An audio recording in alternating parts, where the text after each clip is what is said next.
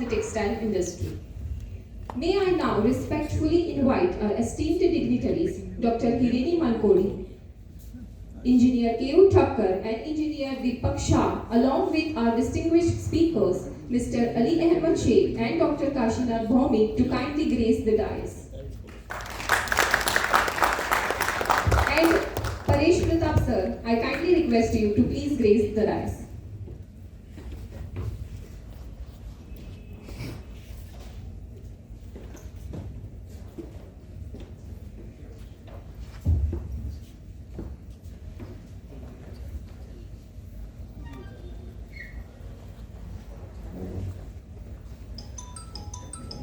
Fashion designer contrast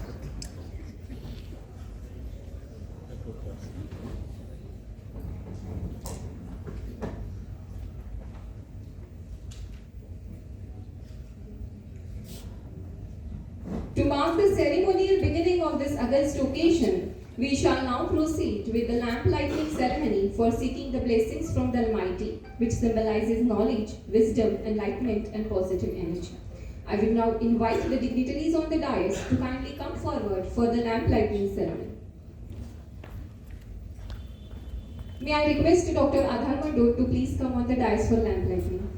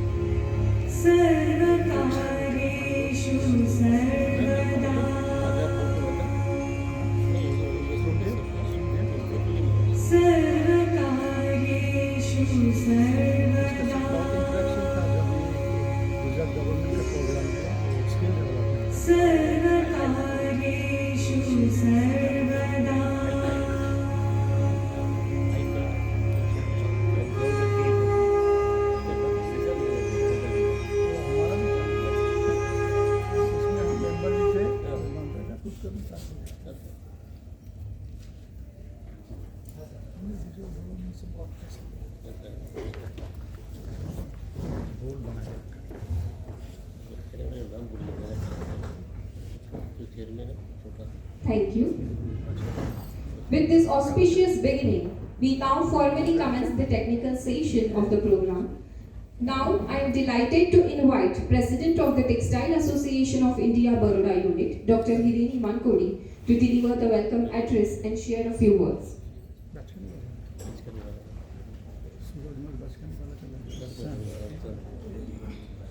Good morning, everyone. Really happy to see all of you here, especially my students. In spite of alert, they are here. So, very warm welcome to all of you. I welcome all the dignitary on the dais and also the invitees and also the participant over here. Now, regarding to, I also welcome the two speakers, Dr. Bhaumik Bhai and also Mr. Aliahmed Shaikh. Oh, I thank you them for accepting our invitation, for giving the lectures, which is on the very interesting subjects and recent trend what it can be shown. So we will listen during this seminar to them and exchange the idea along with them.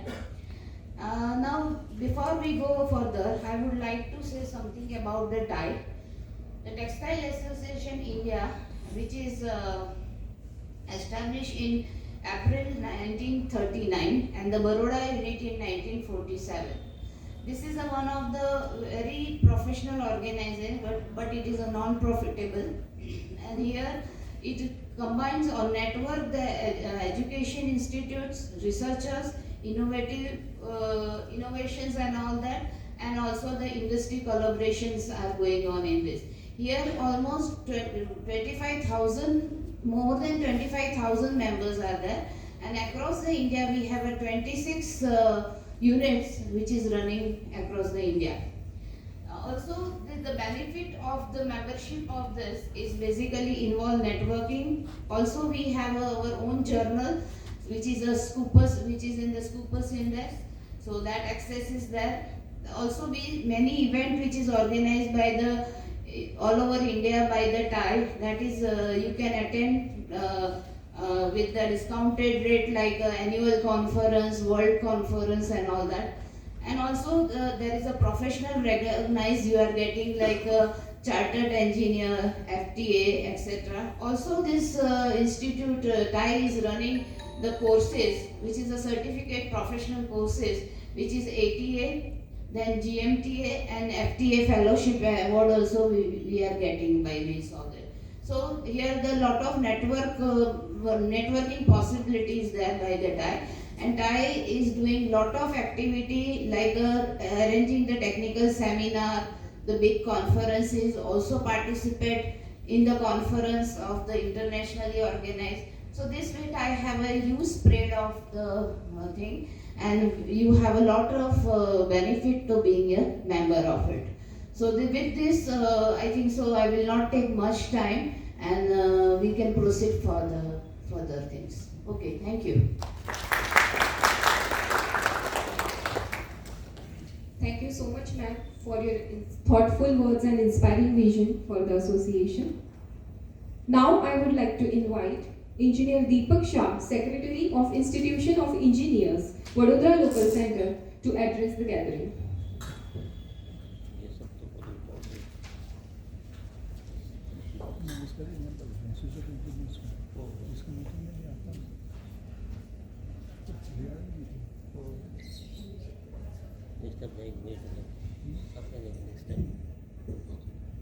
Good morning, friends.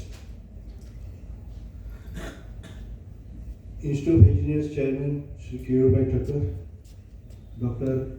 Hirendiben Mankodi, the President, Textile Association of Baroda, and she is one of our family members. She was the Secretary of Institute of Engineers, and she did a lot of work, a lot of activities, and that has shown the path to all of us that how to work for the Institute of Engineers. Dr. Adar Manor, Honorary Secretary of Textile Association. Today's speaker, Dr. Bhaumik and Mr. Aliahmed Shaikh. Welcome to Institute of Engineers Auditorium. And Institute of Engineers is the mother institute of all the engineering discipline that we see in our country. And they keep on adding the new branches into their baggie.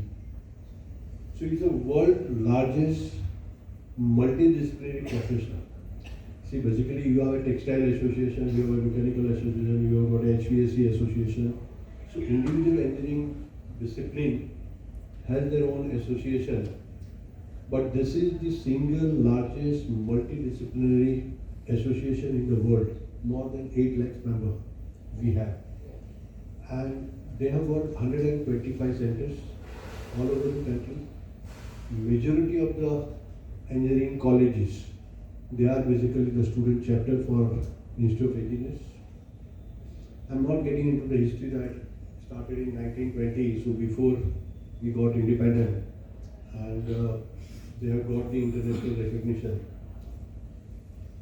by Royal Charter in 1935. So we have a, as Madam mentioned, charter engineer and professional engineers. Professional engineers are internationally recognized. Like chartered accountant has got a mother institute, CAPEC, other institute. You have ICWA, they have got their own architecture council. So like for every engineer, it's basically, I'll not say mandatory, but professionally recognition. Like if you, and I believe that you can write ER once you become a member of this institute. Nobody asks you whether you are a member or not. but that's basically how it is. So I request each one of you, if you are not a member, be the member. We have got student chapters where we do programs, and it's basically a very small amount. We collaborate with them and we sponsor certain events. Once you start the student chapter in your organization, we pay for the faculty, we come and give you this auditorium absolutely free if you want to do the program. So, how many of you are from engineering college other than MSU?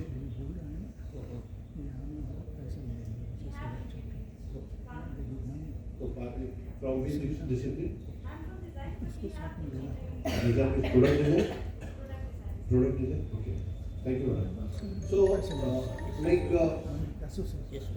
all engineering fraternity. So basically we see that you get the invitation, and whether students are member or not, I'm just talking to all textile engineers, you all are invited to attend the program of Institute of Engineers. So we'll see that only thing is that you have to register. So you get yourself registered here, and we'll see that the invitation comes to you. If you love the program, if you like the program, if you like the title, you are most welcome whether you are a member or not. So we love to have more engineers. The student who do a project, Institute of Engineers give up to 1.5 lakh for doing a project. You can publish your article, whatever new things which you bring in, into the journal, which is basically used by more than 8 lakh people. It goes to most of the engineering colleges, all major engineering industries. So basically you get your work recognized in the industry and in the entire educational world. So today we have an excellent topic, and you all must be eager to listen. I'll just say a few words. The creation of God is basically something which is the benchmark for us. Whether I create a building, whether I create a camera, whether I create a hearing aid. So for textile, our skin is basically an ultimate objective which you try to create. That God has given the skin, which is basically we already have the textile product of God with us. And as we grow, આપણે કહેતા હોય ને કે આ pant ટૂંકું પડે છે, કે આ શર્ટ ટૂંકું પડે છે. ટૂંકું નહીં, એટલું મોટો થયો છે, શર્ટ તો એવું એવું છે. So this is basically something which grows, અને એ ફાટે તો એની વચ્ચે સંડાઈ જાય. So I'm not saying that textile industry is doing great, but what I'm saying is that each young engineer, your objective is basically to design something which goes very close to the God's creation. And with this word, I wish all the best for this program. Thank you very much.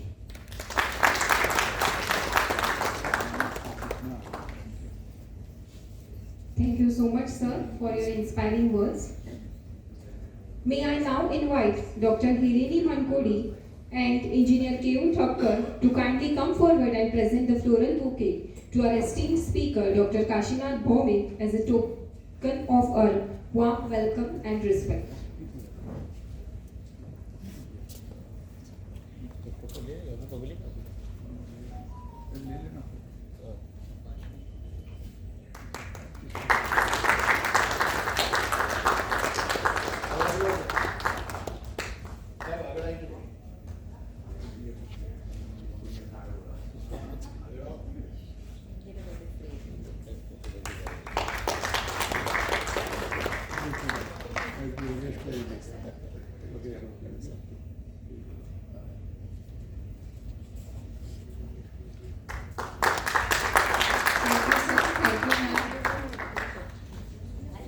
Now I request Mr. Paresh Pratap and Engineer Deepak Shah to extend a floral welcome to our esteemed expert speaker, Mr. Aliahmed Shaikh.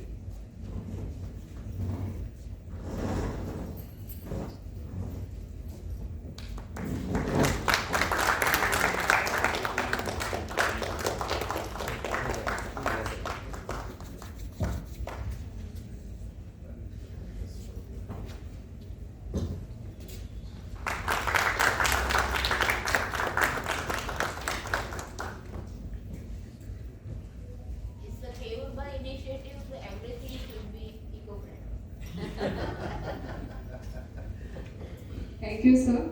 I love this. With this gracious welcome, we now proceed to introduce our esteemed speakers. It is now my privilege to introduce our first eminent speaker, Dr. Kashinath Bhaumik, a highly respected professional with a strong academic foundation and an illustrious career in the textile industry. He holds a Bachelor of Science in Technology in Textile from Calcutta University, followed by Masters of Technology and PhD from IIT Delhi, reflecting an exceptional academic journey grounded in technical excellence and scholarly depth. With an immense professional experience of 36 years, he has contributed to several reputed organizations across different levels, including JK Synthetics, Gujarat Filaments, Shanghai Polyesters, Modern Petrofields, Sri Dinesh Mills, and currently Filatex India Limited. Over the decades, he has witnessed and contributed to the evolving landscape of the textile industry with remarkable dedication, experience, and insight.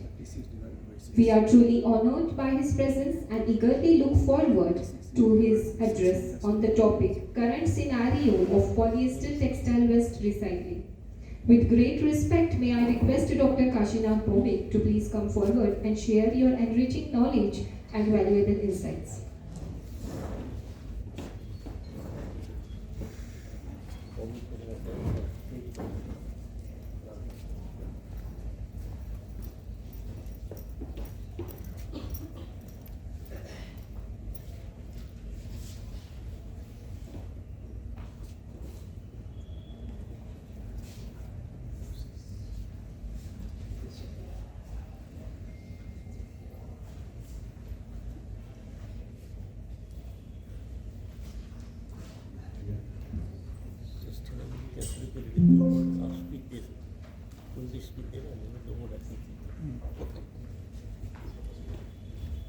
Hello everyone, good morning. Morning. I can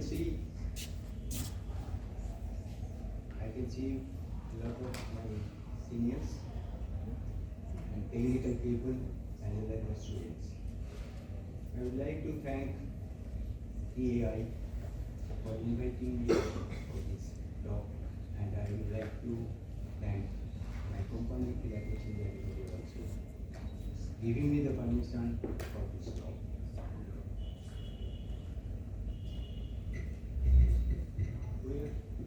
Mainly, there is a lot of textile students and professionals are here. So my topic is textile. My topic is textile waste recycling. First of all, we should understand why recycling is required for textile waste. We know the polyester textile is produced from fossil fuels.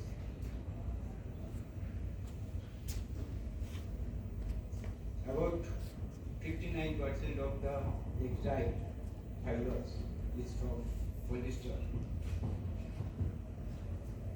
The textile waste is not a biodegradable one. Lot of textile waste goes to landfills. So when it takes years to degrade. Then there is a lot of growth into this polyester manufacture. It takes a lot of energy as well as emit a lot of harmful gases. So when you are producing, you will be using this energy as well as emitting a lot of harmful gases. So recycling is required to make it more sustainable and increase its circularity. Now, what is that sustainability? Sustainability consists of a balance between economic growth, environmental care, and social well-being. Then how do you do it? You rethink and refuse. So if we can reduce by thinking process, we'll be adding to the system so that your sustainability comes forward. Other way, to repair and reuse. So again, we'll be adding to that system for the sustainability. If it is not possible, then you have to recycle. This recycling, again, it will give you the circularity, especially the textile waste today is less than 1% of the world waste, textile waste especially, is recycled. This textile waste recycling, it gives the resources within the fashion industry independently. This textile recycling is related to the fashion industries and the brands, because it is coming up due to these brand people as well as the fashion. It is need of the day now due to the fashion and brand people.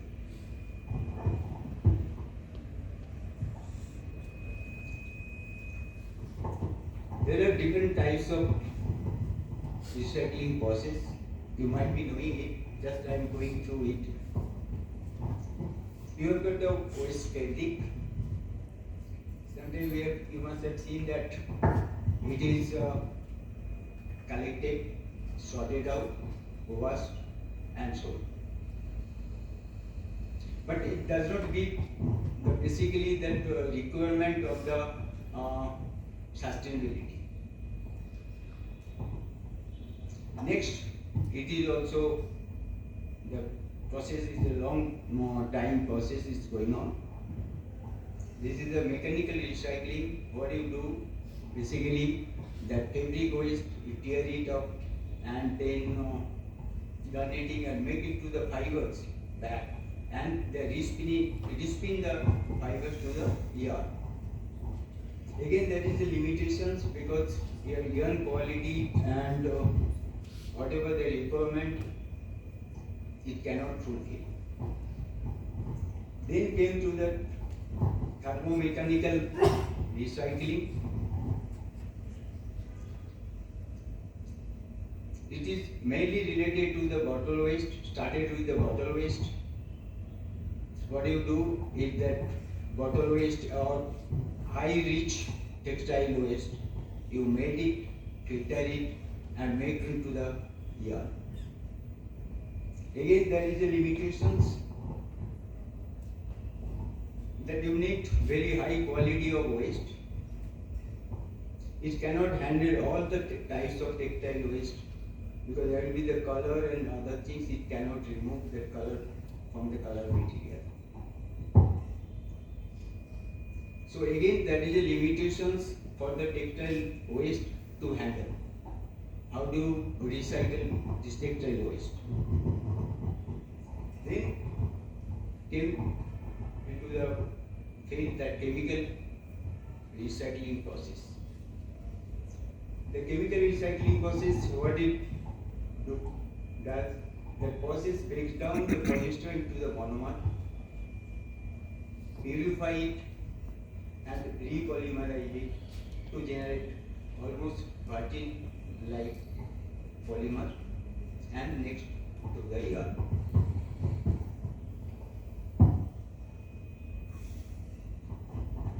In case of chemical recycling process, there is again different methods, many methods. There is hydrolysis, methanolysis, glycolysis and adiabatic. The hydrolysis, methanolysis and glycolysis is basically very old science. than 50 years old science. But it was not considered to do the recycling process due to different reasons, because cost, and there is no initiative to do the recycling, and it was not needed for people was not using as a recycling is a need of the day, so there it was not used these processes. Again, there will be the advantage and disadvantage with all within the processes. In the hydrolysis, in this process it gives PTA as a monomer and MEG.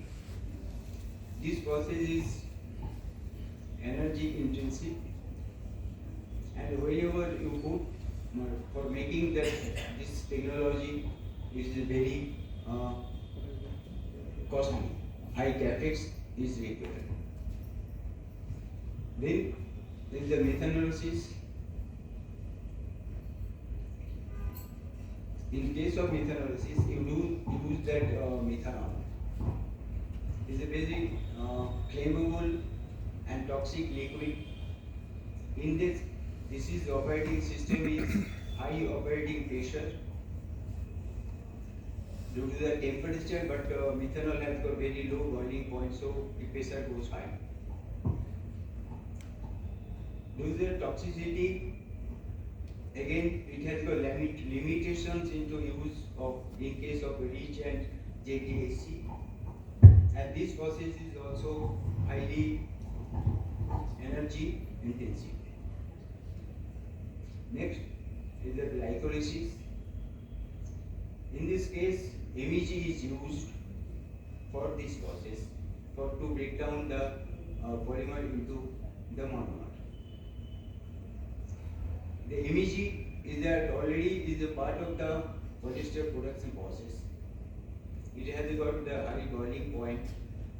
The processing condition is near ambient process, so this is comparatively safe process, and it comparatively has got the less energy because it is not a high pressure, high temperature system, so it's not that energy intensive.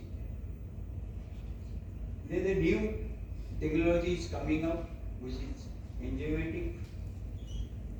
Again, it's not established today, but people are trying to go through that engineering process to make the enzyme and use for the recycling of polyester waste.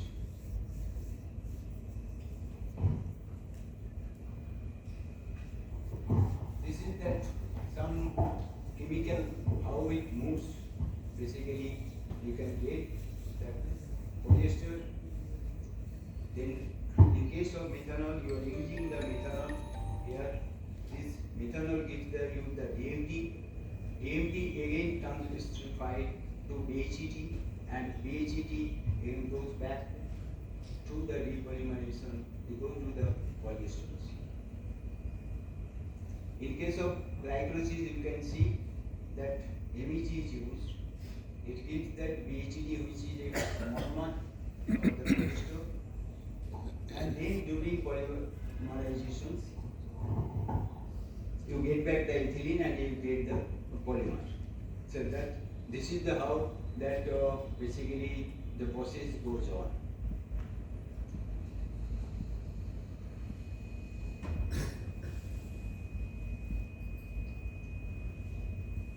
Then, what is the difference between the glycolysis and methanolysis? You can see that basically, in case of methanolysis, whatever you are getting is the DMT. Earlier, the DMT was the raw material for producing the polyester long back, when PTA was purified PTA was not available, basically. So, probably we are going back to the old days. We are making the DMT and again polymerizing to the polymer, to the methanol, is not a very cost effective and eco-friendly.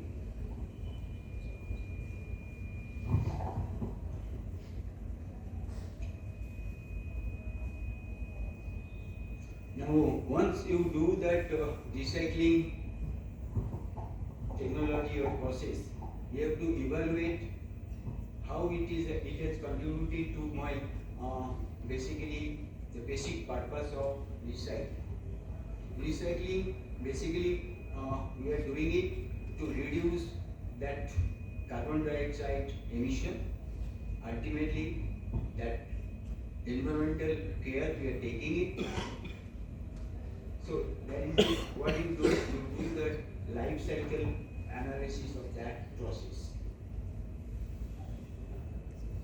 You go each and every step, what is the energy used, what is the your process outcome, waste, how you are utilizing your process and waste, how do you utilize. So that gives you that this analysis will be good, give you the clear picture, basically what is that process advantage. In our case, we are going through the glycolysis process, and at the pilot scale, the life cycle analysis has been done. It is around we are getting around about 54% lower carbon dioxide emission as compared to the virgin one. And you can see that otherwise fossil fuel and water consumption is also lower as compared to the virgin one. So it has a capability for doing the recycling process and taking care of environment while that recycling it is done.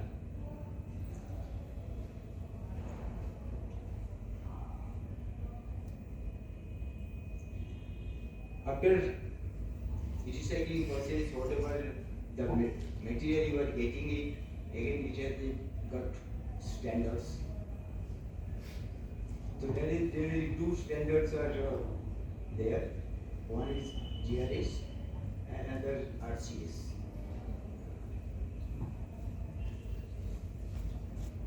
GRS is that basically higher end standard. It takes care of product standards, quality of your recycling material, and environmental effects. It addresses all the points related to the environment and chemical use. It takes care of it. Whereas in case of recycle RCS, it just takes care of that custody, how that waste movement is there, how it is taken care of the things.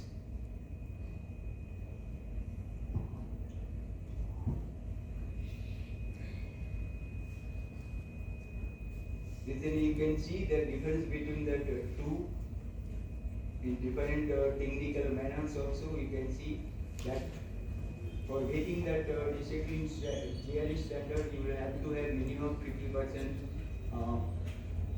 recycled material, raw material, whereas in RCS you get only 5%. Then the chemical management, there is no limitations or binding for the chemical use. So again, it's not a environmental friendly.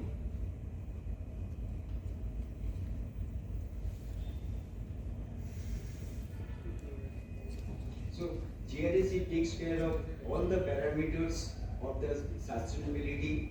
Basically, growth has to be there, environmental care has to be taken, as well as you take that social well-being, because it goes to that all contributors up to the water level. That management has to take care of the people working within that system of recycling. They have to be taken care of.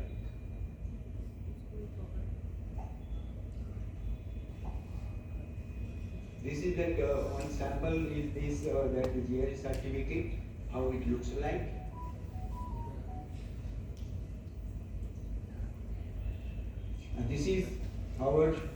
glycolysis process, what our Philetics India, we have done that basically R&D work, and today from the pilot project we are moving to the commercial, establishing the commercialization of this technology.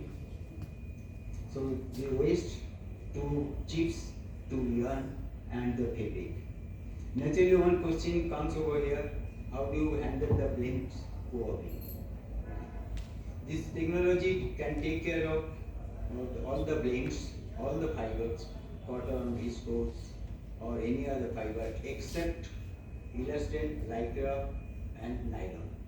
We are working for it, how to take care of it. It basically reduces the quality as compared to the other blended fibers.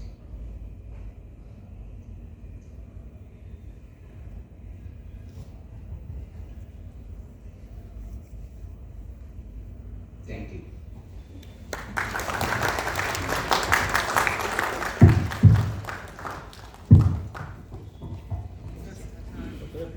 About your pattern. Only one model. About your pattern, Indian pattern. Now we have got actually we have got the patent, Indian patent, and we have got the English and European patent also already clarified. We will be getting in the month of August. This technology basically already we have got the collaborations with this for the commercialization with the data therapy. So sir, the parameters when you are going for making chips once again into fabric, then you must have checked that the virgin. All the DTOI properties are there as comparable to the virgin. Tenacity 0.2, 4.3, you get it. You know, every all properties we have not because we have established all the parameters of the raw material, its spinability, texturizing, everything is texturizing speed little bit lower. It is there, but spinability issue is not there, filter choking is not there. Okay, so we have taken care because after establishing everything, Yeah. after establishing the quality of the things, we are going for the commercial. But then also means it is much better than PET bottle recycling. I won't say that is better, but I'll just again I'll tell you one thing. Yes. That PET bottle recycling is not a recycling as far as I am concerned, because from PET bottle we are just transferring the yarn, okay, and we'll do that recycling. That who is doing the recycling of the PET bottle, he cannot do it. He cannot recycle that textile waste through this process.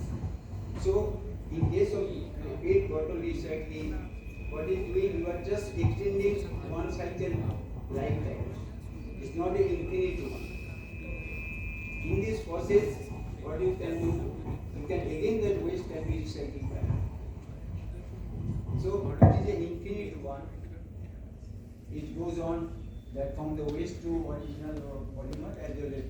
Because maximum what we see from here to after it is PET bottle recycling. Yeah, That's what. Properties regards it It started recycling, it went like that. It's good that once it was started to take care of the PET bottles as a waste. Okay, but today there is again regulations is coming out for the textile exchange. That even the brand people, they were not getting the yarn from the textile waste. Now the brand people are shifting from textile to textile waste, then the bottle to textile waste. Even textile exchange, the benefits of recycling or whatever is given today from the comes to the from the brand people. They are also, if textile to textile waste yarn is available, they will stop buying that yarn from the bottle recycling plant. Basically, it was not available. It is as per their requirement. So something is going on into recycling business. That's why the brand people are accepting that yarn and they are moving forward. As we are not having another technology. Yes. Okay. And I won't say this is the first technology we are coming up in India, and few also in world over. Sir, I have a question. Yeah. It's not very technical, but being a designer, so the Yeah. textiles that we use, as I said that polyester is one of the worry for socially and as a social responsibility as well. So do you think by recycling, as you said that this can be in this process, it can be recycled again and again. You can keep it. But does the quality differ later after recycling second, third time, or does it get more harmful? No, because we are going to the monomer stage, purifying it and repolymerizing it. So that's what I'm talking about. When you go to the monomer stage and purify it and to keep your quality standard, okay, so that should not be any problem. And myself, we have already 5 times where we could do it 5 times in same material, make the fabric, and we have done 5 times. And that is the advantage of the chemical recycling. That is the advantage of chemical recycling. That is a total circularity you get. In mechanical recycling, you don't get the total circularity into that. Kashinath, do you have the line diagram of the whole process? Can you show it? I can't show it actually. No, it's no secret. Like this, very simple is this. You depolymerize it. Okay, you make the monomer, you purify it. Okay, and again repolymerize it. What about purification? Purification is a lot of basically filtration and chemical process for that. Do you add any glycol? Yeah. Do you add any glycol? Yeah, glycol is added due to the depolymerization process itself, because it is almost I'd say around 4 times of glycol. 1 kg and 4 kg of glycol is started. Because you are coming out with POI, is it? Yeah. POI बनाते हो ना? And you बनाते हैं? तो additional glycolization है, वो आपका reactor होगा. No. What we do, we take that textile waste. We have got the full. We have got the. That's what I'm saying. अगर line diagram होता ना तो बहुत अच्छा होता. No, it is not a basically required. This way I will just go to this map.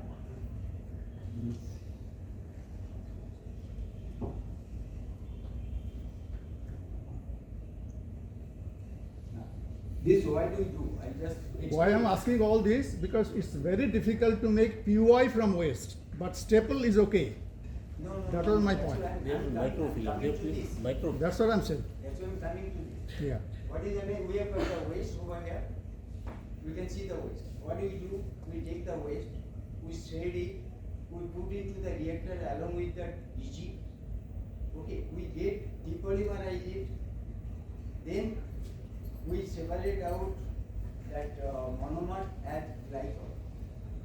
So the monomer is taken out from that and then is further purified.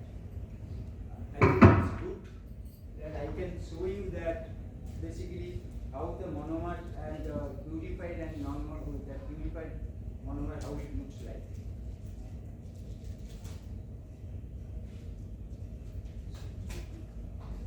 This is that unpurified monomer and this is the purified monomer. Oh. So everything goes into that purification process. The purification process is that heart of this recycling process, chemical recycling process. Basically, in case of methanolysis, generally they do it distillations. Here is a basically the chemical and chemical treatment. We don't go for distillation for this. You said for every 1 kg of waste, you are using 4 parts of glycol. Yeah, we are recycling back. Yeah. So Everything. So the final product is DEG or MEG Which one? after glycolysis. Is the MEG. MEG. There is some minor conversion will be there. So whatever you put MEG, MEG. you get Again- 5 times the MEG or Yeah. 4 to 5. So Yeah. that much is the yield. Yeah. And so the MEG which you put for glycolysis is recirculating every time. Everything. Everything is there is it's a zero discharge. Oh. It's a zero So you discharge. get that 1 part of waste MEG for your future circularity. Yes. So whatever is polymer we are getting it is almost equivalent because spinning speed, sir, just we were asking them, we are not, it is spinning speed is the same. What is that? How much? What is the spinning speed? 3000 plus. Okay. That whatever the chips you are getting it, because it is spun on, this is all. Chips का IV क्या है? What is the IV of chips? IV we keep it 0.67 plus. It's normal, isn't it? No. We are keeping it higher side because there is a chance of degradation a little bit higher. So we are keeping it higher IV so that spinability we get. Now, once you get these chips, Yeah. is it possible to do post polymerization? Yes, Have you tried that? yes. What is the result? We can get that IV increase into that. Of course, laboratory we have done it, but it's not required for us. No, I know that. But it will be a specialty product, isn't it? It's a specialized for that, of course. Yeah. Because basically what happens, you have to make the bright. Generally for the SSP, generally you make the bright chips. No, not really. No, but generally high tenacity, why do you go for the SSP? Because we have made lot of semi-dull also. High. You can do it, but use of SSP chips, variety. It is generally high tenacity yarn or bottle and other things. Yeah. And for that you have to go for the bright chips. And most of the polymer industries are making with the semi-dull chips. Now I have another question. Your IV is 67 something. Did you say 67? 0.67 plus. 670. Yeah. Now suppose you have an chips, these chips having IV of 7.7 plus, Yeah. say 711, 712, etc. That chips, this 0.711 will be a better input than 670. Have you tried that? Maybe it will give the better. What will happen? We get the yarn IV better. But again, what happens if it is not required? If No. it is not required. Have you tried that? Yes, yes, we get into the process. We get some. Because my experience is that if your raw chips IV is higher, then it's very difficult to get the high IV and high tenacity yarn. It is better to get lower IV chips as a feed material for post polymerization. That is for the post polymerization. That's what I'm saying. Yeah. I'm doing that. The question is that my intention is not going for the post polymerization at all. I am going for the straight. No, that's okay. In that normal case, it's okay. Once if it is decided that we have to go for post polymerization, then I will keeping my initial IV will be low. I will keep it that intentionally. I have to keep it intentionally lower for the post polymerization. And you say your plant size is 1 ton. At present it's around about 1 metric ton per day. Uh-huh. Basically, It's- and we are it's running? we are coming up 75 tons per day commercial plant. And It will be commissioned in the October 9. okay.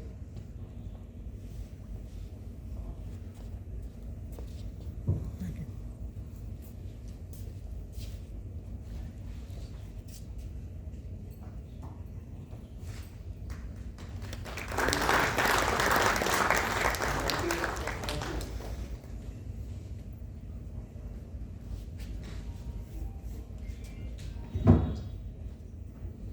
Thank you so much, sir, for your insightful and thought-provoking address. Now moving ahead. It is my pleasure to introduce our second esteemed speaker, Mr. Aliahmed Shaikh, a distinguished and accomplished fashion designer with more than 20 years of excellence in haute couture, ready-to-wear and bespoke fashion. He has carved a remarkable identity in the fashion world through his visionary work in the Indo-fusion embroidery, fabric texturing, avant-garde design, consistently blending creativity with craftsmanship to create timeless and elegant expressions of style. An alumnus of MS University, Experimental School of Baroda and Vigan and Lake College, Mumbai.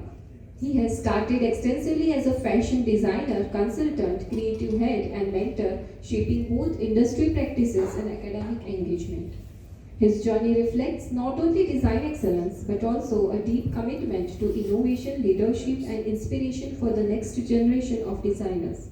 He has worked on several prestigious fashion projects, campaigns, shows, and academic collaborations, leaving behind a strong professional footprint in the field.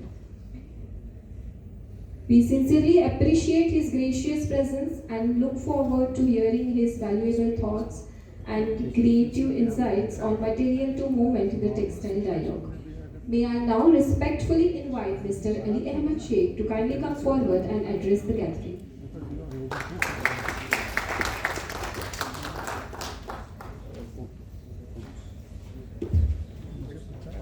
Six 70757107715 तक है बाकी इसमें अच्छा लगा ठीक से I don't know.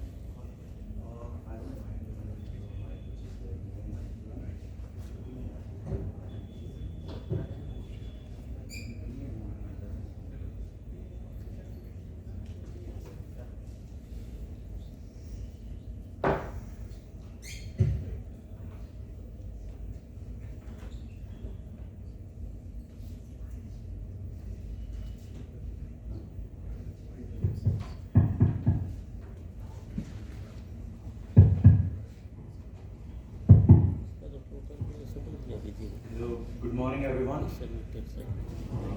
You all need a cup of coffee. I know, being a designer and also coming from a background where we just had one subject, which was textile in the college. So most of the time it would get really heavy, because a lot of students in fashion also do not come from science background, or most of them are from art or commerce.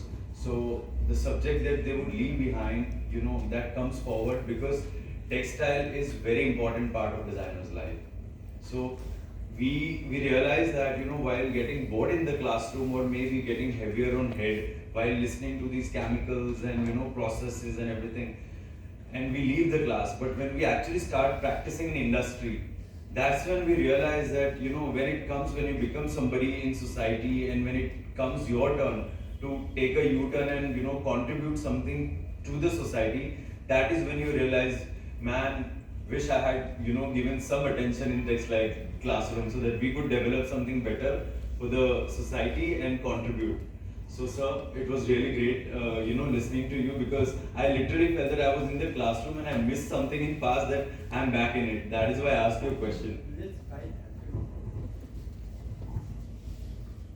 Alright, so getting back to the topic that we're going to be covering, it is part of textile, basically the important part that is in our life, designer's life. It's not going to be technical, so don't worry. It will be more like gossip or discussing something that is your daily life part, and we'll make it more interesting. Also, if your questions comes forward, we'll make the interactions also go more entertaining.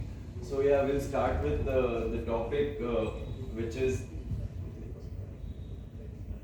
material to movement. So basically, we designers, when we study or when we come into our final semester of the college, we have so many dreams that we carry forward. Everybody who studies, even textile designers or anybody in terms of any engineer, we are in the last year of our college, we plan for our internship or everything. We want to become the top line designers. Like probably you might know, when we ask someone, you guys are from textile background, so you'll know a lot of designers, because there is some or the other association, or when you know that okay, this particular invention or the textile which is being used by any designer in his collection, upcoming collection which is going to be coming, or maybe in past collection, so you would be aware. Like I'll ask, so probably on the tip of your fingers will say, I know Manish Malhotra, I know Rohit Bal, I know Sabyasachi Mukherjee. These names will be taken, but everybody who comes out from the batch wants to become one of them, But everybody does not become one of them, because there's so much to study, so much to research, or create your own USP identity. So to create those identity along with our dreams, so when we are in the final semester, while sketching, our sketches of outfits, and we think how are these going to turn up, as an outfit where the textile comes in the picture. Because today if I give it to even a pencil or a paper to any kid and I'll tell just design a shirt or a t-shirt, anybody would design a shirt or a t-shirt, but they wouldn't know how it will shape up or what fabric will suit.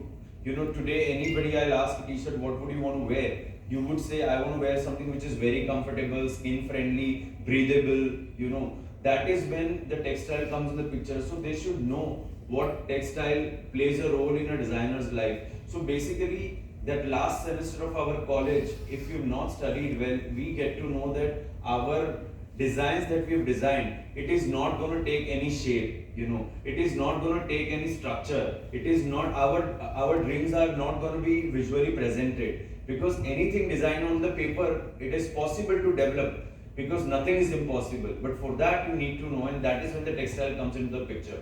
But now I will tell you the process, the way we work basically, the design process, how it starts, so that material when it comes to the picture, and when that material makes our moment precious in life, that the last bow on the runway, you might have seen all the fashion shows, that after all the models are gone, the designer comes on the stage. For that one moment we live, and for that credit the whole thing goes. And if it is, the moment is lived because the silhouette is presented well, when it is appreciated. And appreciation doesn't mean only by clapping when you see the collection while it's passing on the runway, but it is appreciated more when it goes to a store, or after the runway you buy it from online, and when you see somebody else wearing that outfit, that is when you feel that you are appreciated 100%.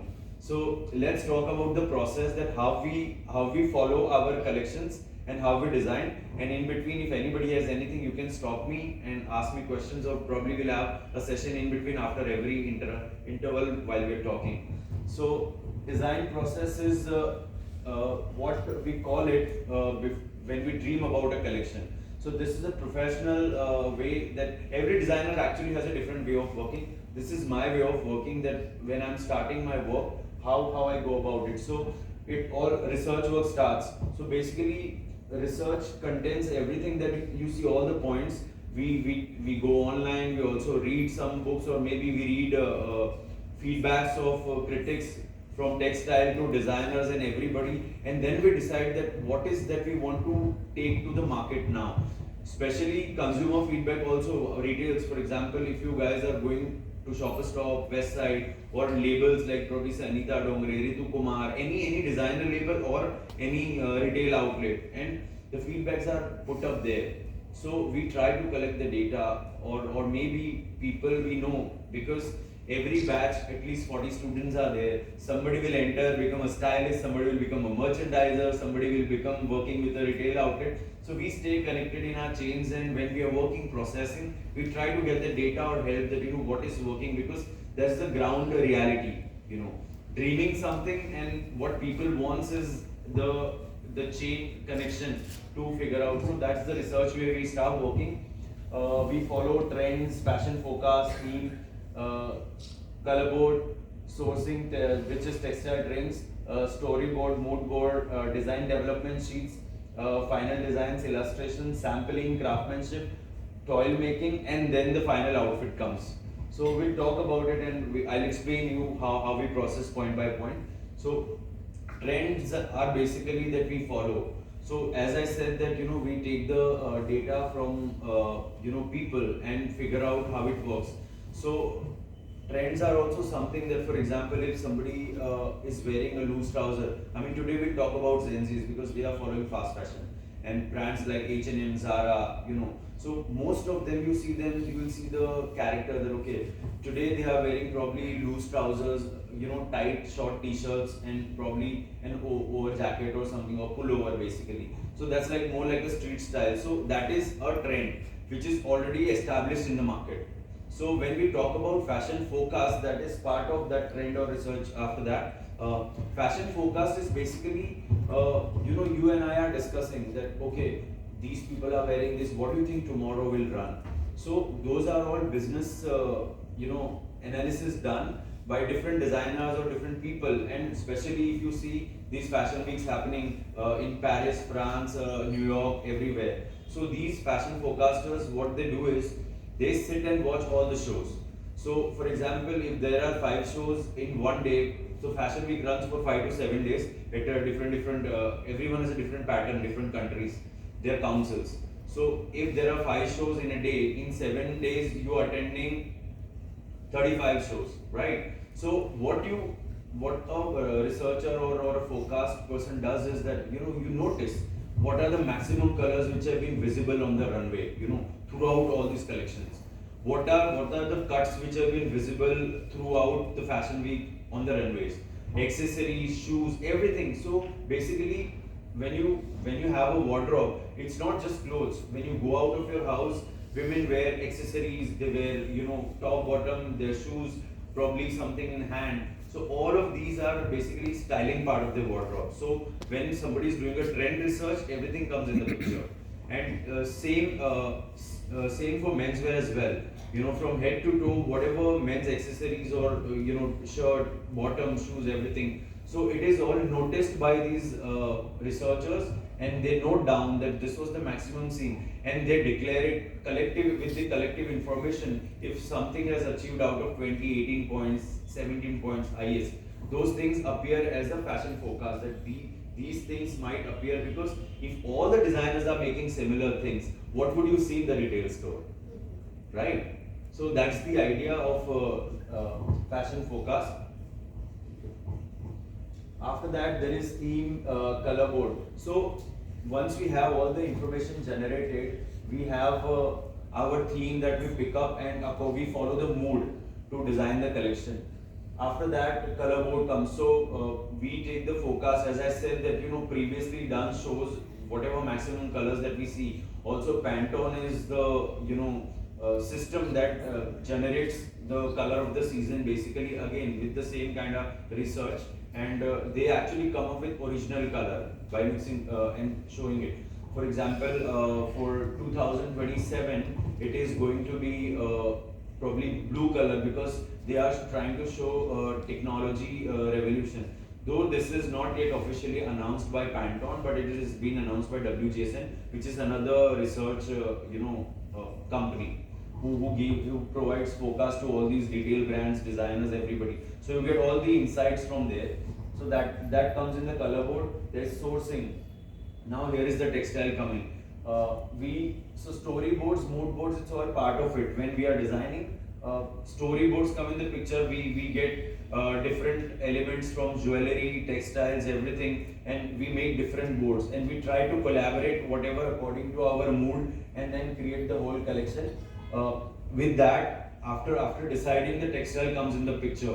For example, if we making tight shift dresses, or maybe for example in 26, 27, skirts are in, a lot of drama is into the outfits. So we need to figure out that if I need to show a drama in the skirt, what textile will go the best.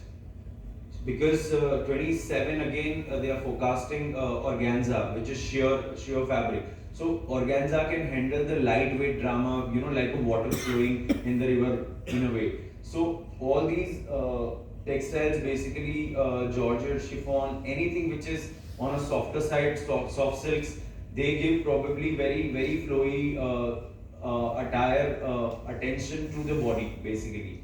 And so on. After that, we reach to the mood board and storyboard, which is again connected with the textile. As I said, that all the elements are add-on to that, and we develop the final mood for the collection. Then final designs come in the picture. So before that, we develop these design development sheets, wherein if, for example, if we are coming up with only 30 outfits for the season of the collection, we at least develop 300 on the design sheet, so that after cutting down all these elements, looking at other part of the country and the globe, because forecasting does not happen just by declaring it, unless you are Versace or somebody, that you declare with the ego and arrogance that okay, this is my color, this is my silhouette of the season, because they know that people are going to be wearing them no matter what. you know.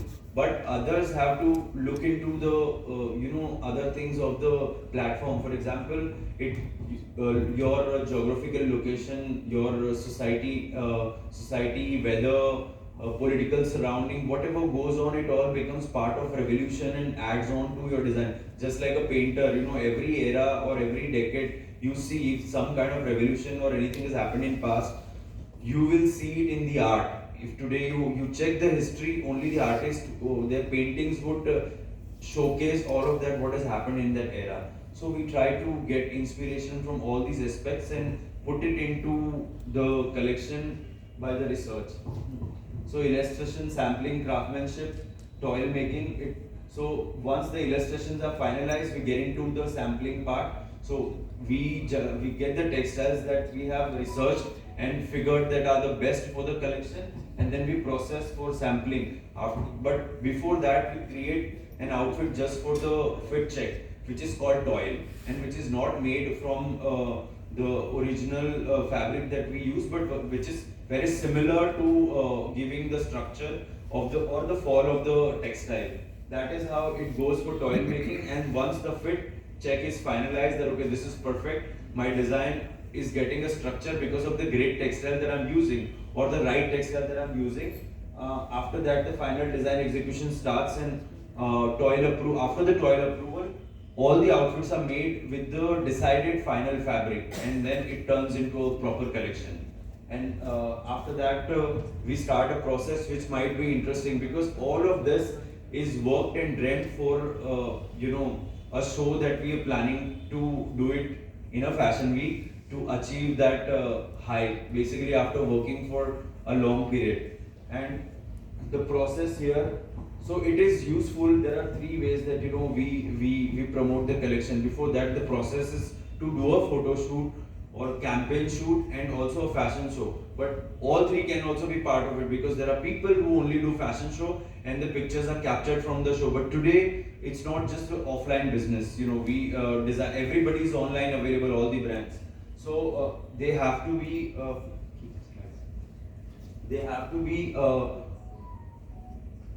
category wise deciding what they are basically doing. So a lot of designers, what they do is they come up with a campaign before the show to declare it, this is the collection which is coming up, and they develop such aura that people go mad. Like we say today that the reel has gone viral. So everybody expects that the work should be visible everywhere and appreciated before it reaches the market, so that they create a hype and talk buzz about it before it gets into the market. So the process I'll show you, it's when you see a photo shoot, for example, the outfit that you might be selecting from Amazon or any other portal online, there is a lot of effort gone behind it. If you just see the white background pictures, they are clicked in the white background in the studio and presented on the site to sell it. But the ones which are done in the campaign and everywhere, so there is a whole process that we go through. So the budget has to be decided, the location has to be right. From there, the set designing, backstage management, hair and makeup, videography, photography, for social media today to generate reels. Initially it was just done with pictures, but now more than pictures, the video is supposed to be created, so that every 30-second video goes to all your phones, and then you see it, you like it, and some of them might buy it on a regular interest. So that's the process we follow. So there is exhibition, or after that we get into these exhibition, preview, display, studio, all these modes. After the photography is done, we promote it, and after the show, the collection goes to previews. You might have heard, from the celebrities. Maybe if you watch a lot of entertainment channels or anything, कि ये designer ने इसका ये celebrity ने इसका preview attend किया, उसका preview. Even अभी the Amazon Hyundai Couture week, which is just got done. After that, 2nd August, there was a preview in New Delhi, in Taj. So that was basically for the people who wants to buy for the coming wedding season or anything. So they book their outfits to designers. That's basically preview. So they get privileged before it gets it to the stores, and you can rebook and get before time. There are multi-designer stores and display online. So that's the whole process. Now I'll show you the slides so you can understand what I mentioned.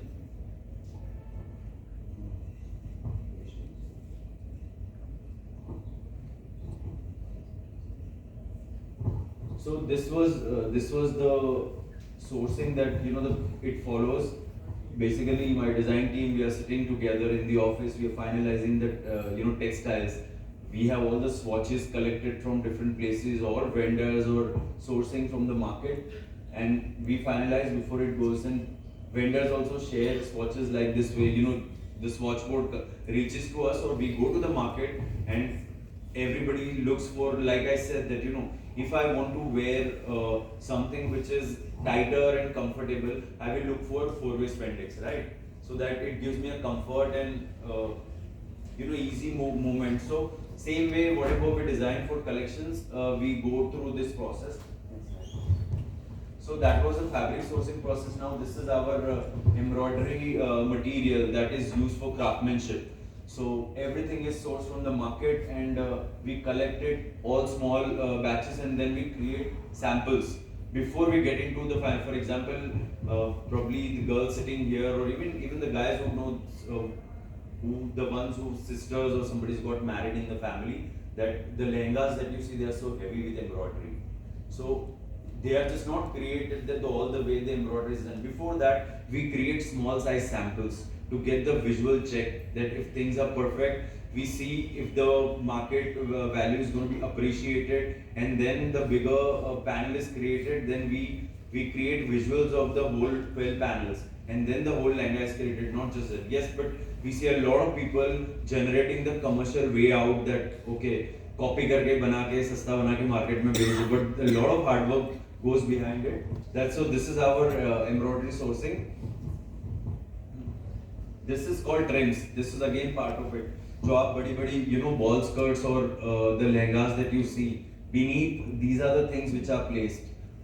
These are boning skirts or the can-cans skirts that we create and keep them ready. A lot of time, initially people used to keep it attached with outfits, so that makes it more volume and big size. But now we give it separately, well finished in this manner, so that you wear it first, you put your outfit on top, and once you are done with your event, walking red carpet or the wedding, you take the outfit off, take the skirt separately off, and keep it. These are all buttons, laces, trims. So basically trims are all that is attached, are buttons, zippers, anything that is used for making outfit attached or the functionality part, those are trims.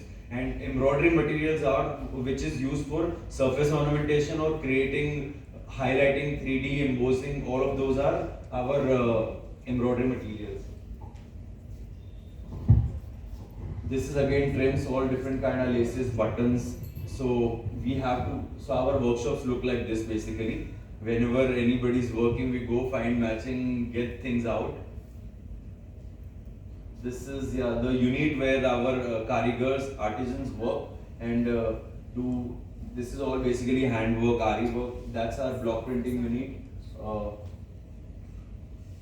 So every material that's sourced from different cities or different cultures of our country, we get them first in small bags, and then we fill them. After trying sampling part, we at least we should have 4 to 5 outfit generational material in our stock, so that if any order follows later on, we have to continue making the same outfit. Next. This is our production lab, and production done after. So this is done after the craftsmanship, the pieces from the cart to production lab before it is in the finishing stage. And this is our saris which are well finished and kept ready for packing. So this is how it is all messed up. So basically all the shoes that you see are for the show or the photo shoot. When the outfits are lined up, jewelry, shoes, everything, it goes like this, and we tag them. We will have to show now the fashion show. The jewelry is also here. So all of these things, what we do is after the collection is ready, now it is about photo shoot and the fashion show. We have to get all the looks together and create it such a manner that people find it attractive and they want to wear it. So if it looks like a whole look perfectly for a wedding or any other occasion that we've designed for, Like say for example, if we create prep, which is ready to wear, so we will have jewelry or accessories in particular manner. Today, for example, if you're going to any of these superstores or these malls, you'll see, for example, say a West Side billing counter, you standing there, you already bought an outfit, but what they would do is for the sales strategy that they'll have a jewelry section next to it. So while spending time at the billing counter, you'll look at it. Oh, I don't have this, let me buy this, it might just look good with the outfit. So all of that, you do it, and why you do it is because you've seen the whole look somewhere, and when you wear the outfit, you want to complete yourself with the look, whether accessories, shoes, or whatever you like to wear. So that's the idea. So whenever we do the shoot, initially people would just do it with the clothes, but then we realized that a lot of people don't understand, because even the girls today, some girl might say, I don't like wearing accessory. Some might say that I have a friend sitting here who loves wearing jhumkas. So she would want to, she would want to wear something like, for even guys, some guys would never step out of the house without wearing a watch or sunglasses, or someone would just want to wear great perfume and walk out, because that's their identity as individual USP. So we create it all in one look and we present so that, and we do it, we experiment different things with different looks, so that we find all the people sitting here in our collection, that someone might, someone might be A, someone might be B in the outfit, in the lookbook. So we basically, the idea is to generate revenue end of the day. So we completed. These are the shoot locations that, I'll show you the different frames. So before the shoot, if you're doing it on real locations, these are not studios. So we go, we hunt, we do recce for it, and then we finalize that this outfit will particularly go with this background and everything. So these are still photographies. After that, we recreate something. We'll have to show the video. There are videos I'll show you. This is a backstage. Let's finish this slides first. So these are the trial moments. So before the show, at the backstage, we have a trial run where all the models and everybody is being called, and we try their outfits and check the fittings. Next. These tags are there. These tags are there during the fitting process. It goes on the outfit with the model's name. These are accessories. It's probably not visible well, it's blurry.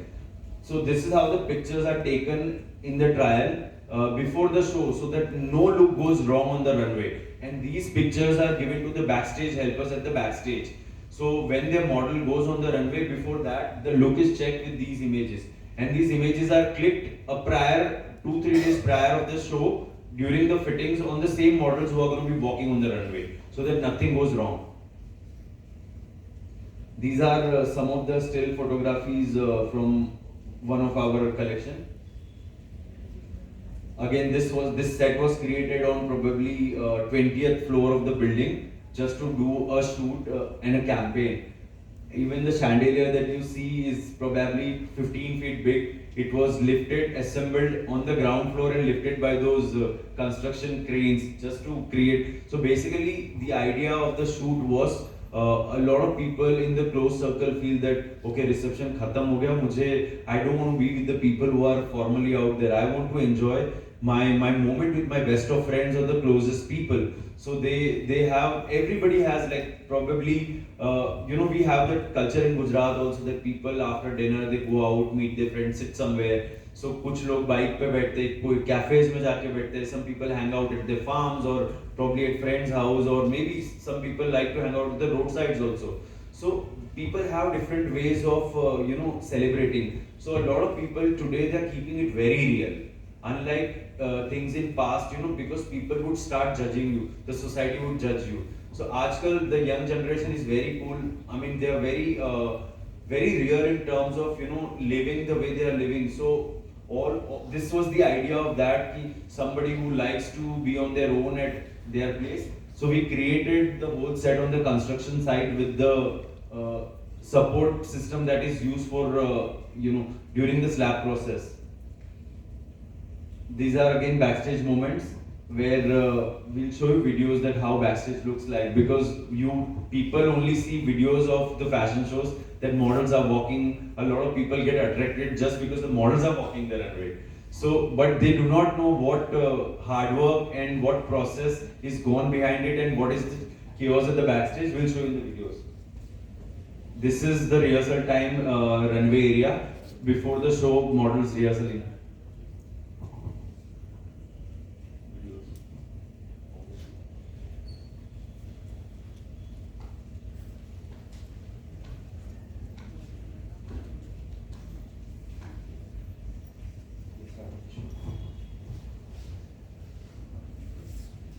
So you saw those images of the set which I spoke about, that location pictures.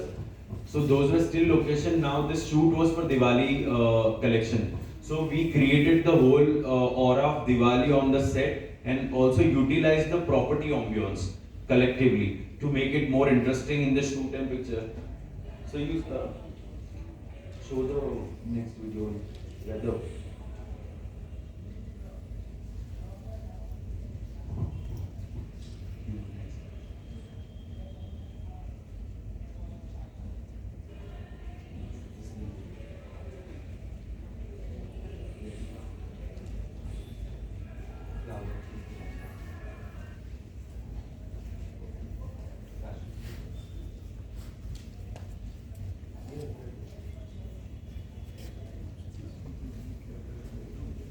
So you see the whole set we have done with these flowers which. So this is a setup of the makeup room, trial room on the set on the shoot. Clothes are lined up, all this design team is hanging out. So basically we have to make sure that if you are planning to buy a kurta and you are going online to check that I want to buy it for a Diwali. So a designer has to think, if somebody is going to buy a Diwali kurta, if we give them the vibe of the whole background, so the one who's buying the outfit, they would relate to it. Okay, mere ghar pe ye hai, ya I'm going to my cousin's house or a relative's house, it's going to be similar way. So they can relate to the event, they can choose the color accordingly. Also, they'll understand it better when we have it whole background, because buying a kurta, we will not just have a kurta around, but we will make sure that there is a whole family vibe created around, where women are wearing something else, sari or a kurta pajama or a tunic. So they all understand it, and we tend to generate more business.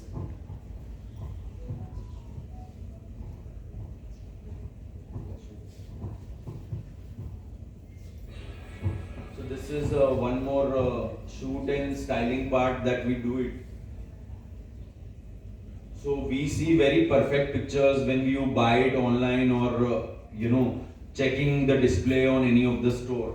But to create that perfect look on the set, every stylist or designer is standing while the photography is done or the videography is done. That the sari wall, if the sari has a great border, we make sure that the border is visible. So stylist has to make sure during the shoot that while the shot is taken, it is completely visible for people to understand. Otherwise, if the sari is expensive or valuable because of the pallu, and if the pallu is not visible while you are checking the picture online, it will just look plain visible.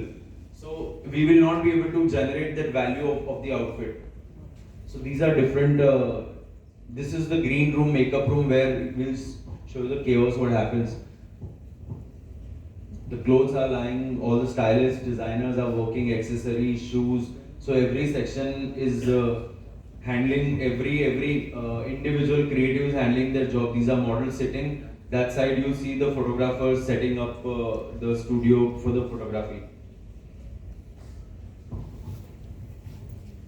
Now, so there was one thing we started on with, material to movement. So we saw the whole process of how the clothes are designed by designers and how the final product is ready and reaches to the store, or probably offline store or online store. After that, where it goes, it's your wardrobe. But you know how Mr. Bhaumik said about textile recycling part. We have a different way of, because I am not a very technical person to understand chemicals and everything, which we might not be using it. Also, when Mr. Deepak said that about skin, when it burns, automatically patches up. That is how, I mean, if I think about a revolution, okay, I loved his line, what he said. So that, whenever we think about a textile revolution, wish something comes up like that in future, that, an outfit which gets damaged, maybe agar aap bike chalate wo gir gaye, or maybe when you while passing by somewhere and the nail knocks into your sleeve or anything, some there should be somewhere some solution that merges the outfit in a way where the yarns are attached again and it looks like a proper fabric. I mean, that is a dream to see something like that in future.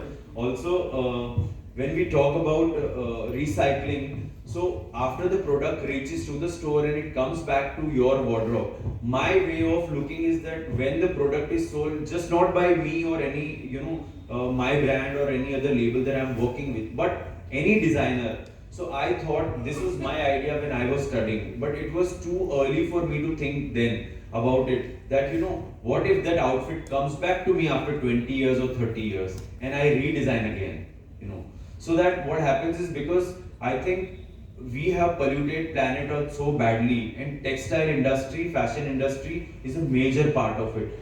68% of planet Earth dumping is done by us, designers, textile industry, and also people, whatever clothes that you wear tomorrow, when you're not using it, or when you're done with the t-shirt or an outfit after 6 months or a year, you will also dump it into trash and it will go somewhere in some gadda or anywhere. So the total pollution somewhere about now, it must have gone beyond 70%, I guess, the figure of dumping. So I thought that what is the way that we could recycle it and feed it. So I thought emotional waste is the best way, because today I feel that it's my turn also to do something for the society. So that is when recut enters in the picture, and so you see the caption, weaving memory into style and legacy in every seam, is the line that we've come. I mean, this is basically my soul talking,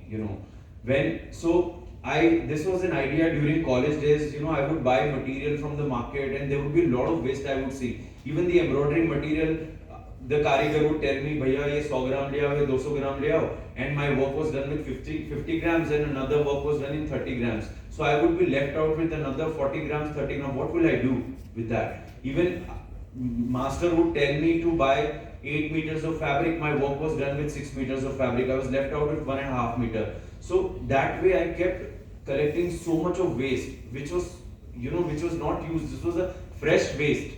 So I thought I should be making collection out of it, and so that I'm not dumping anything out. There'll be two benefits. There'll be commercial benefit out of it as well as I will not dump anything out, rather I would fill the wardrobe, somebody's wardrobe, and with lesser price, because I have already generated money out of it at first go. So now if something that I've sold of 100 rupees, I have left out, which is actually profit, complete 100% profit, in no loss basically. So I could sell that outfit in 30-40 rupees also and make other people benefited. People who cannot afford something out of 100 rupees, now today if something is in the similar way, 30-40 rupees, they can easily afford it. So everybody can wear couture or breadth basically. So now when the recut comes into picture, how many of you all, your sisters or who are married or anybody, can you raise your hand? Or anybody? Yeah, okay. So you might have spent money there, but what happens here is when recycling part comes in the picture, I was thinking that if your mother has given, she has something valuable in her wardrobe. For example, if she bought something 20 years back, say 30,000-40,000 rupees a lehenga or a 1 lakh rupee lehenga, or your father might have bought 50,000 rupees a sherwani, or 30,000, 70,000, anything, along with whatever material that he spent on, whether polyester or pure fabrics. So here we come in the picture with recut, that you bring them to us basically, and we recreate it of today's style. For example, if your mother has worn something and if the daughter wants to wear today, she wants to relive her memory, we could regenerate the outfit and save earth also and your pocket also, both ways, So that's the idea of recut, and we talk here legacy in every seam. So nobody will, honestly I'll tell you, you guys have been married probably 20 years, 30 years, right? but did you ever gift your sherwani or any valuable outfit that you worn on your occasion or your daughter's wedding? I'm sure everybody's clothes are lying in the wardrobe because one reason very important is that कि memories are attached. Mummy बोलेगी ना ना तुम्हारा लगन में पहले से 30-40 years valuable है, I'll not give it to anybody. But when it comes to giving it to her daughter, she will not think twice because she has some connection, unconditional connections with her. So we want to, this is an idea I thought that I'm sure a lot of people have been doing it last 30-40 years back. But हम Taylor के पास पहुंच जाते हैं, भैया इसको 1 inch कम कर दोगे, इसको थोड़ा फोल्ड कर दोगे. Because when we change our measurements, somebody becomes fat or somebody becomes thinner, or maybe a daughter wants to wear mother's outfit or elder sister is wearing younger sister, whichever ways. So we go to our tailors who we get our fresh also outfits made and we tell them, भैया इसको थोड़ा छोटा कर दो, so we can reuse it. But nobody's doing it professionally, like redesigning, So this was something that I thought of during college days. I registered this idea in 2014 and I did a show in 2016 of recut in Karnataka, Mysore. After that I had not worked on it, but since now I'm back in Vadodara again, I thought I want to start this from here. And so this is the first time I'm announcing it, that I'm starting it, and from next month onwards I'm going to start working on it. And we'll be coming up with some concept also where probably first 10 people will be given free consultancy and free work done on it. So please follow my Instagram. There we will be updating. Next week Recut account is getting activated and all the updates will be provided. So anybody, if you want to get your Navratri kurta done from your mother's sari, or if somebody here who's wanting to wear his father's kurta or a sherwani in his elder brother's wedding, please come to me. We will regenerate memories and you can wear it again. And it will be completely new idea of today's time. We can add on plus minus things and regenerate it. So that's my time with my recut, and I want to do something for the society as contributing something, being a designer. Of course, I cannot use chemicals and do a lot of things, but I want to definitely reuse polyester more, because polyester is also, so there are two ways basically. These pure fabrics, they die because they are pure yarns. It's like humans. If you are burned or buried, eventually mitti mein mil jaoge. But polyester, all these poly yarns, they never die. So, but what happens here is, it's a very contradicting thing. आज जैसे लहंगा है, heavy embroidery है, pure fabric पे करोगे, pure silk or something, eventually the fabric will die and the craftsmanship will stay alive, or even that will go off if it is done purely. But if it is on polyester, the strength of it, it will hold the weight well. Secondly, it will not die. So, when I think about it, that I want to do something, but yes, the pure yarns are dying, polyester is alive. So what do we do? So this was the best way, that let's keep reusing it and keep creating. I will use your mother's sari or the pure border, which is done on a pure fabric. We'll chipka polyester behind and give a strength to it. So that's my time, guys. If anybody has any questions, please. I don't have a question, but what I say that our ancestors, they used to wear the cloth, Yes. like dhoti. Yeah. It doesn't require whether you go fat or thin. It fits. Oh, best silhouette hai, best silhouette hai. Then sari is basically that. Yes, yes. I'll tell you, the tailors are basically required to do a R&D, because in old times, our tailor has designed a pajama which has a nada. Yes, yes. So you can fit it. Yeah, so But today so those what I'm things saying are- is that there should be some, like we make a table or chair which can adjust the height of the Height, yes, people. yes. So similarly, the tailoring requires an R&D where they should stitch the cloth which can fit from 3 years to 30 years. Like if you go. Sir, I'll tell you.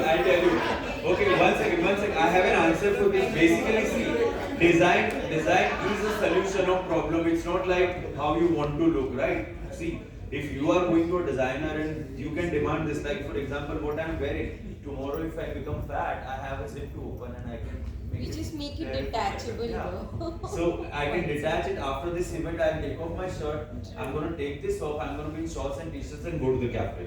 So that's how I live. I'm here, I'm dressed for the event. I'll go out, sit in my car, just take this off. I'll be in my shorts. I'll take this off. I have my t-shirt on. See, I So tell you, if you one outfit you can work like 3-4 ways. You know, that's how you design. So- Design is basically a solution. And this is what you said, this is very correct, you know. That's why I said that the dramatic silhouette which are in 2026 and 27. Today you see, till last year guys would wear those skinny trousers, right? So trends are, anyways the fashion cycle is that way, it takes 30 years. So it starts high waist, 10 years down it'll come here, it'll come here, it'll come here, then you'll start showing your butt cracks, okay? Then you again put it on high waisted. That's how the fashion cycle turns. So you see from 95 till date, okay, how the trousers they were up in 95.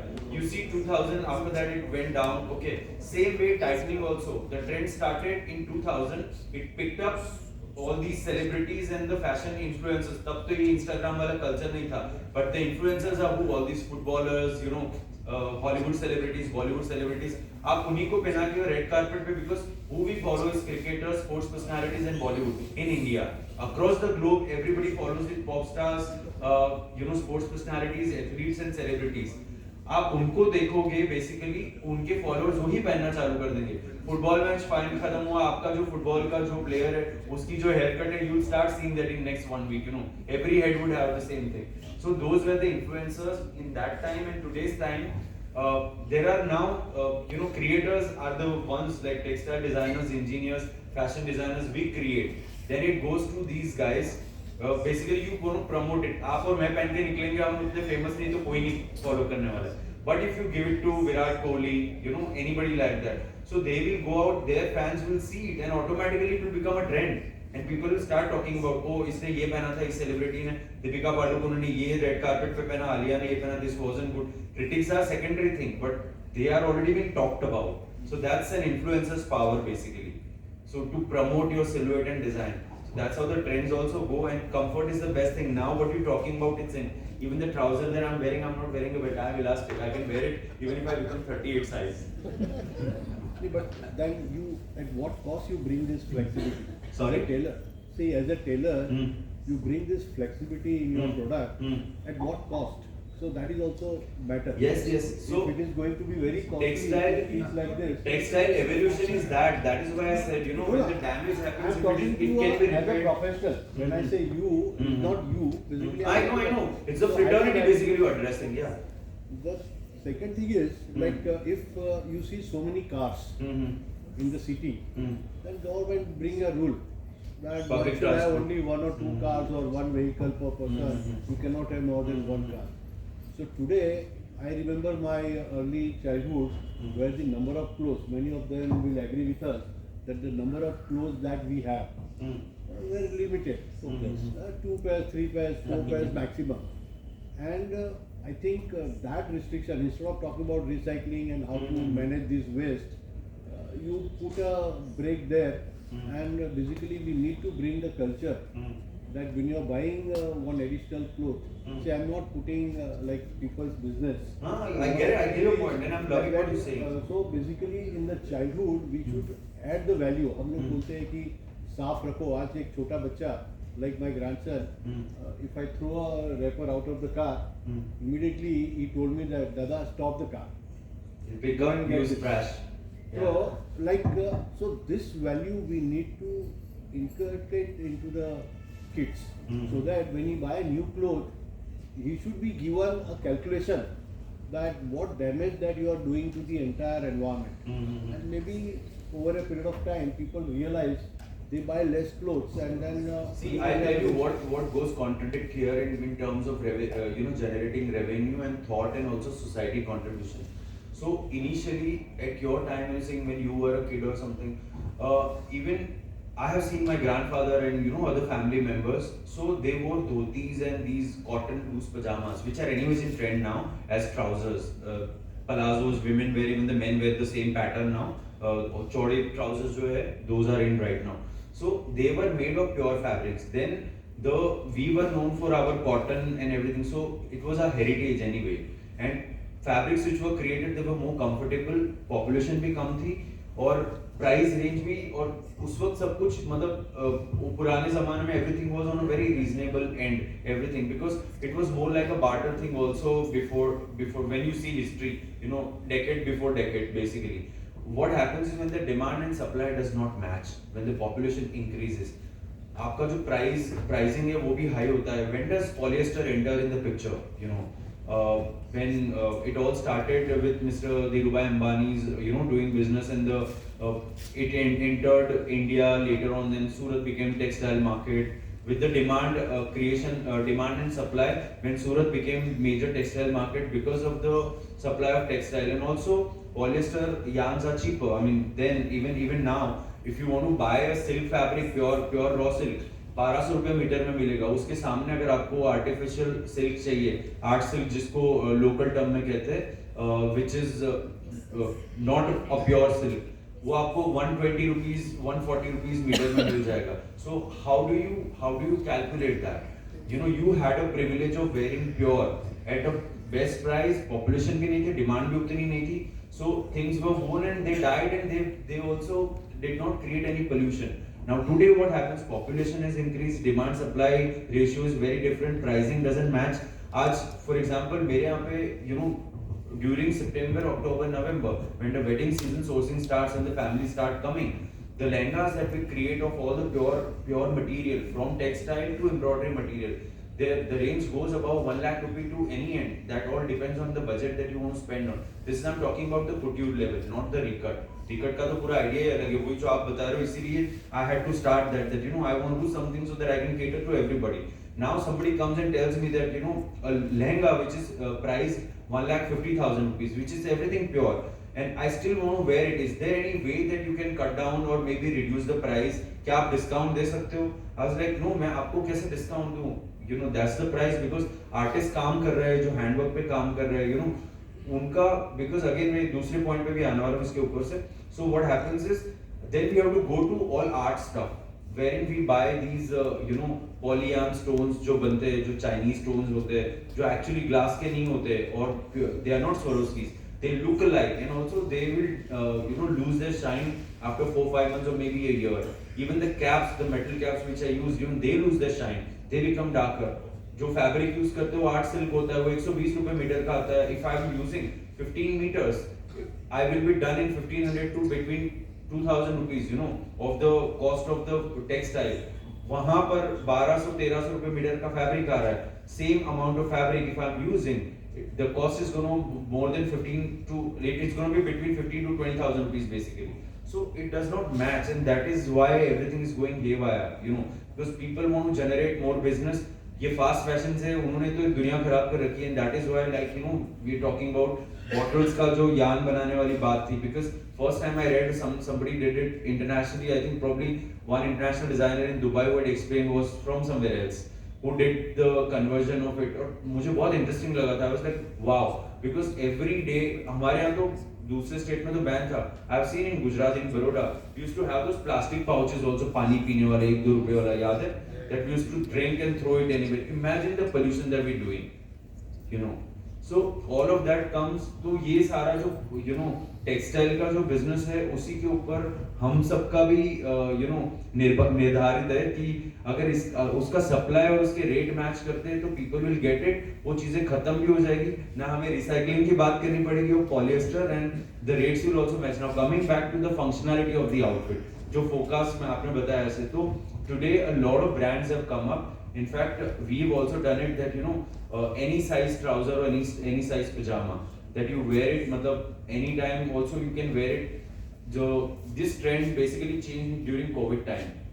So in 2019 when COVID happened, everybody was at home. Did anybody wear those designer clothes being at home, no matter how much money you have? Did anybody wear it? No. आज मैं खुद online काम करता था, मैं ऊपर jacket पहन के बैठ जाता था. I was in my shorts नीचे, because who's gonna see it? What I seeked is, because I had to sit on the chair for 3 hours, I was seeking comfort. Initially, a lot of time, we had like these athleisure shorts जो थोड़े polyester mix होते थे. Even they gave me discomfort. But that was a time a lot of athleisure brands came up. Initially हमको जो stretch fabrics मिलते थे सिर्फ 2 ways होते थे, याद है? Then spandex changed the game. It became 4-way. So now if you're sitting, a lot of people started buying even those pajamas to wear under any designer tunic or any kurta, or even men wear it. In fact मैंने हमारे prime minister को देखा हुआ है पहने हुए, those churidars that he wears, those are all four-way stretchable fabrics. क्योंकि आप इतने घंटों travel करोगे, आप किसी भी press conference में बैठोगे या कहीं पर भी, you are seeking that comfort. So it is the game which changed after COVID, and the fabric game has also changed. There's a lot more, but we cannot talk about it in one session. Yeah, but, that's true. That's true. I thank you so much. But we'd like to have some questions. Sorry for that. I have to interrupt. We'd like to a few questions. It's Fine. actually not a question. I just wanted to address Sir's concern where he was talking about consumption. Yeah. That we should be talking more about consuming less, right? However, unfortunately, the trend towards the Gen Z is maximalism and not minimalism, which we followed. But we're professors and we are working in fashion design departments with the design students. And what we are doing is we're bringing up students with the ideas of upcycling, right? We're bringing up the ideas of thrifting, of making them introduced towards swapping the clothes. So, right, if I'm going to bring clothes from my house, which I've worn for like maybe 3 or 4 times, and then we encourage other students to also bring it, and then there is an entire activity, the entire college, they participate, and then they just exchange the clothes. So this is what we've been doing. So from designers and also this has started the renting clothes for occasions. We're renting clothes. We can for have occasion. if some questions are there. Otherwise, we can have such type of discussions during lunchtime. Yes. Any other questions? Yeah. Thank you. Sorry to interrupt. It's going I long. So know. that's fine. It goes beyond time, so I need to interrupt. Sorry for that. I think. So thank you all very much for listening. I hope.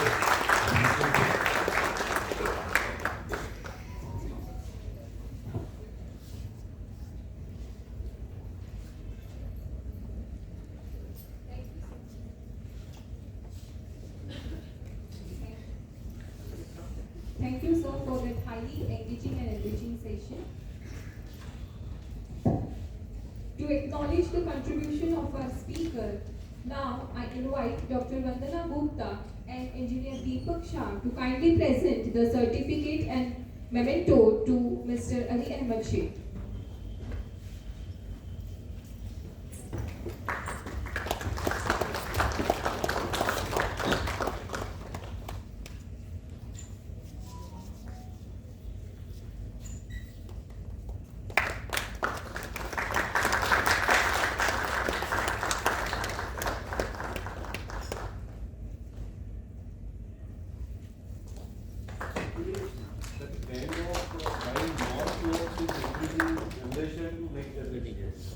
In my grandfather time, he also used to complain કે મારે ને મારા ભાઈ વચ્ચે જે લગ્નમાં જાય ને એ નવી ધોતી પહેરીને જાય, બાકી ઘરમાં પહેરવાની ધોતી જુદી હોય. એટલે ધોતીમાં પણ there were restrictions.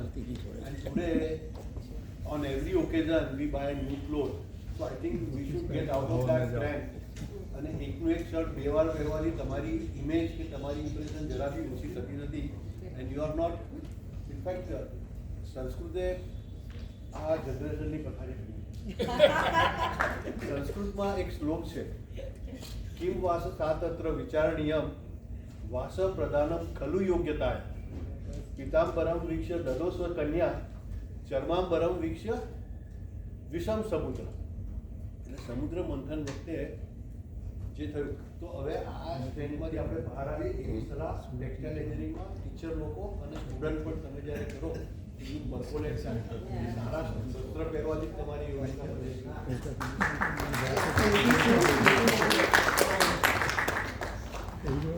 May I now respectfully invite Dr. V.S. Rajan and Engineer K.N. to please come forward and present a certificate and memento to our esteemed speaker, Dr. Kashima Bhaumik.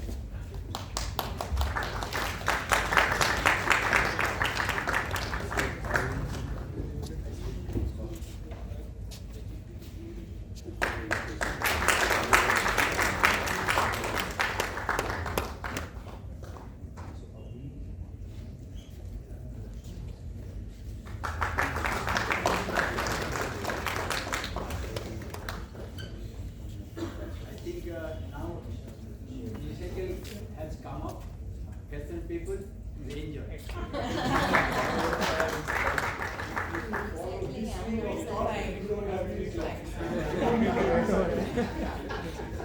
Thank you, sir.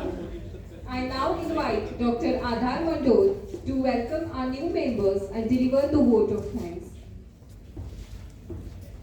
Yeah, thank you, Kanchan, one and all.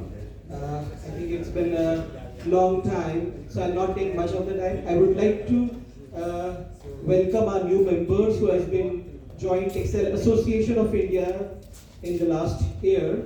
So, and I would request our chairman, Dr. Paresh Pratap, to be on the stage to felicitate the new members. Please, Paresh sir.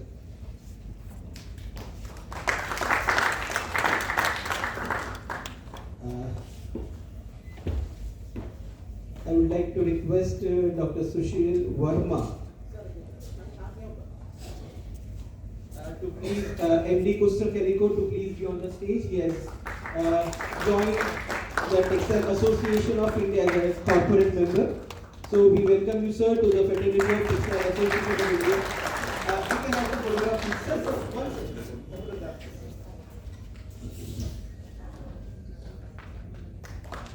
Thank you. I would like to request Hitesh Kshatriya to please be on the stage. Hitesh is alumnus of the department as well as he is in the Tough Ropes. So he has joined as a member from Tough Ropes industry. So we are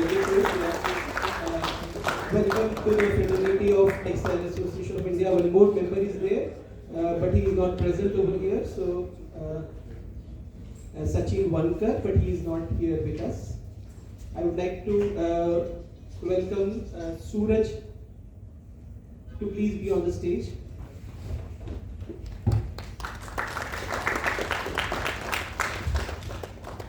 Suraj Vishwakarma is also one of the new members. He has joined the industry recently. Thank you, Suraj, for being the member of Textile Association.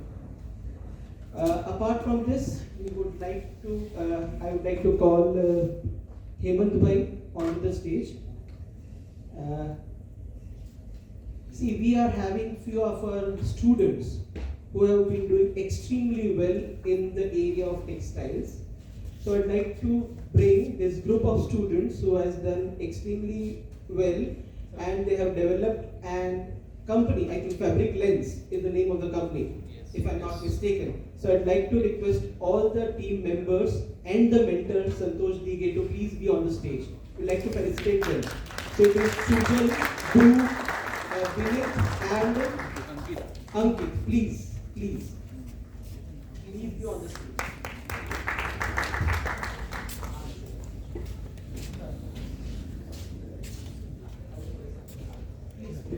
Santosh Dige is the mentor of this team. Yes, sir. Yeah, and we are having Sujal, Dhruv, Vinit and Ankit who have been doing extremely well, and they have recently received a grant of around 3 lakhs rupees from MSc Region for this. So it's we highly appreciate them, as well as it would be an encouragement to other students working in this area. Yeah. Thank you.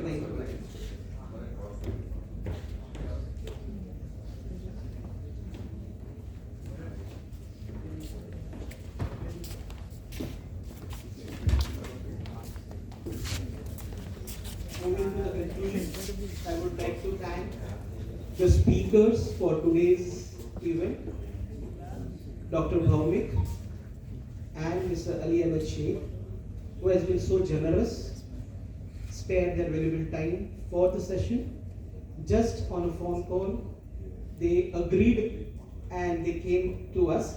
So we are highly thankful to both of them being here and giving their insightful talk in the area of polyester recycling as well as textile waste recycling, recut. And I think one request to Aliahmed ji, as you have launched your recut over here, you should give special discount to those who are over here. Yeah. At least for the first lot, you please give them at least some discount so that their Navratri would be much better. Firstly, I would like to thank that you invited. It's been a great pleasure being here. And as I mentioned, in the session as well, that I have a plan. First 10 people that I'm going to be doing it completely free service to them. Oh, I'm one. So I'm I'm going to number announce one it to on that. Instagram. And Make also, a waiting list. We are so no, we'll play some game there, and whoever comes across, or maybe we'll do somewhere. And if there are more people, I will figure out some way if I'll get a sponsor. At least I'll all get more of these people on board students with are it. invited. We'll be the last person to join, but at least they will come. Definitely, they'll be coming. Normally we go with this, but I'll change some trend. I'll personally thank first of all my students for being here. I'm really thankful to them. I have been on their necks. I think I have been really on their chest and necks that you have to join this. So extremely sorry for that, and really thankful that you have been over here. And in spite of this, what I can say, rainy season, you all are here. Thanks a lot. Thank you very much. I would like to thank Institute of Engineers for providing a beautiful hall. And always, I think they will be so generous that always they help us with all this thing. Thank you, Institute of Engineers. I would like to thank all committee members who have been working tirelessly for this. Our Executive Council, the committee members who have been working along throughout the year for the betterment of the Textile Association of India, all time members, support staff, and all of us. And thanks Almighty for giving so sunny day so that we can really, it's really thankful to Almighty, otherwise it would be very difficult for us. We are facing some problem in the numbers. We were expecting more, but I think this also, whatever you are here, thanks a lot. Bye.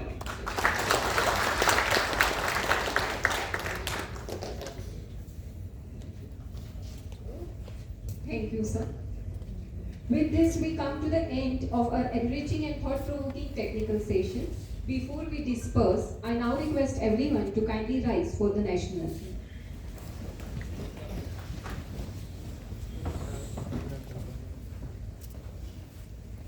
जनगण मन अधिनायक जय हे भारत भाग्य विधाता पंजाब सिंध गुजरात मराठा द्राविड उत्कल गंगा विंध्य हिमाचल यमुना गंगा उच्चल जलधि तरंगा तव शुभ नामे जागे तव शुभ आशीष मांगे गाहे तव जय गाथा जन गण मंगल दायक जय हे भारत भाग्य विधाता जय हे जय हे जय हे जय जय जय जय हे Thank you. We now invite all the participants to please proceed for lunch, which is arranged in the dining area.